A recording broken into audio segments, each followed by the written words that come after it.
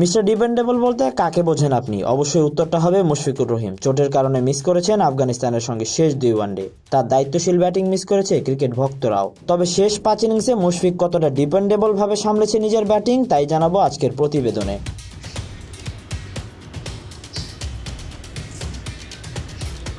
মুশফিক শেষ শতকের দেখা পেয়েছে পাকিস্তানের বিপক্ষে লাহোরে। হয়তো আর কিছুক্ষণ ক্রিজে থাকলে নিজের ডাবল 100-এর সেলিব্রেশনটাই করতেন মুশফিক। তবে ইন্ডিয়া কিংবা সাউথ আফ্রিকা দুটো সিরিজেই যেন এক হারিয়ে যাওয়া মুশফিককে খুঁজেছে বাংলাদেশের ক্রিকেট প্রেমীরা। লাস্ট টেস্ট খেলেছেন সাউথ আফ্রিকার সাথে। 2 টেস্ট মিলিয়ে 4 ইনিংস খেলে মুশফিক করেছেন কেবল 44 রান। আফগানিস্তানের সাথে প্রথম ওয়ানডেতেও নিজেকে মেলে ধরতে পারেনি এই উইকেট কিপার ব্যাটসম্যান। সবশেষ ওয়ানডেতে করেছেন কেবল 1 রান।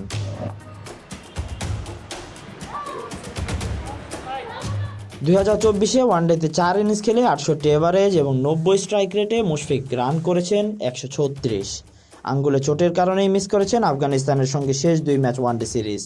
তার অনুপস্থিতিতে দলে জায়গা করে নেয় জাকির আলী অনিক। দেশে ফিরেই ফিট হয়েছেন হোম অফ গ্রাউন্ডে।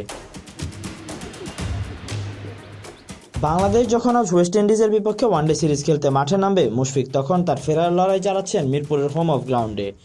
বিপিএল দিয়েই হয়তো আবার মাঠে ফিরবেন মিস্টার ডিপেন্ডেবল। এবারের বিপিএলে আবারও ডিফেন্ডিং চ্যাম্পিয়ন বরিশালের হয়ে মাঠ মাতাবেন মুশফিক। Tahsin Ahmed, BD archive.